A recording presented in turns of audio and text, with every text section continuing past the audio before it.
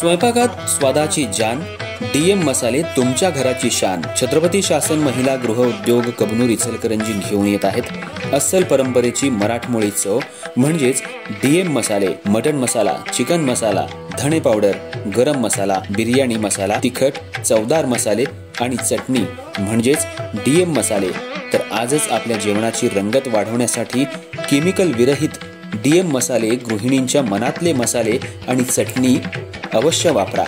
DM मसाले महिला बचत गटाद्वारे करणारे स्वच्छ माफक दरामध्ये म्हणजेच डीएम मसाले. संपर्क दिव्याताई मगदूम, मोबाईल 91 30 80 22 55.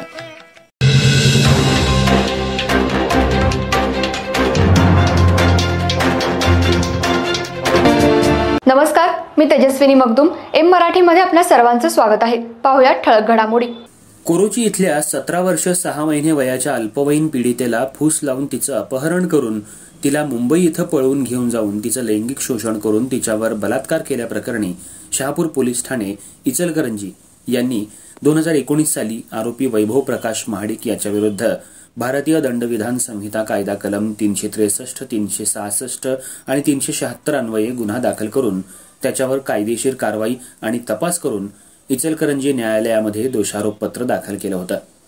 या कामी सुनावणी होऊन सरकार पक्षातर्फे पीडिता, तिचे वडील आणि बहीण तसंच इतर साक्षीदार यांची साक्ष नोंदवण्यात आली.